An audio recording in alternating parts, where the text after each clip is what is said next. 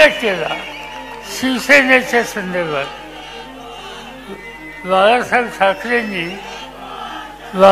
ठाकरेंनी शिवसेनेची निर्मिती केली, त्यांनी राज्य केलं.